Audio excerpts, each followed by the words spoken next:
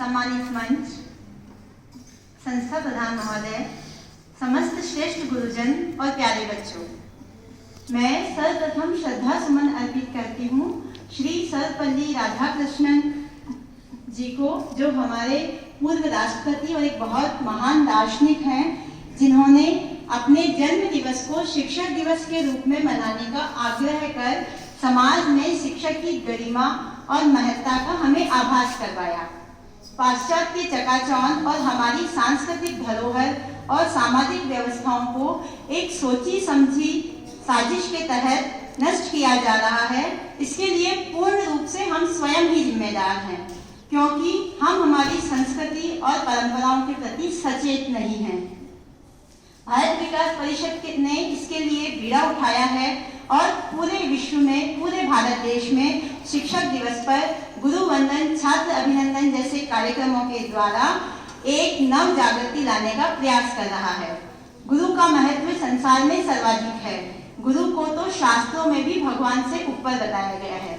गुरु ब्रह्मा, गुरु विष्णु, गुरुदेवो महेश्वर है। गुरु साक्षात परम ब्रह्म है, तस्मै श्री गुरुवे नमः। अर्थात गुरु ब्रह्मा जी हैं जो इस सृष्टि का निर्माण करते हैं, गुरु भगवान विष्णु हैं जो सबका पालन पोषण करते हैं, और भगवान महेश्वर हैं जो सबका संहार भी करते हैं। तो गुरु सबसे श्रेष्ठ है, इसलिए हम गुरुजनों को प्रणाम करते हैं। चाहे कोई व्यक्ति कितनी भी पुस्तक पढ़ ले, किसी भी तरह का धर्म ग्रंथ, वेद, शास्त्र, पुराण कुछ भी पढ़ ले, परंतु जब तक सही मार्गदर्शन प्राप्त ना हो, परंतु जब तक गुरु के द्वारा ज्ञान की प्राप्ति ना हो, ज्ञान का आत्मसात करना बहुत मुश्किल है। किसी विद्वान ने कहा है, 1000 of followers cannot create one guru.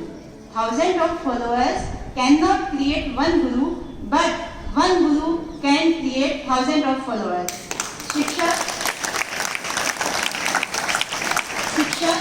शिष्य में, शिक्षक एक विद्यार्थी में, उसमें जो जन्म से कुछ योग्यताएं होती है, पर्यावरण से उसमें जो गुण प्राप्त होते हैं और तब या यश जो उसके अंदर होता है, उसको निखारता है और एक पत्थर को कुंदन बना देता है।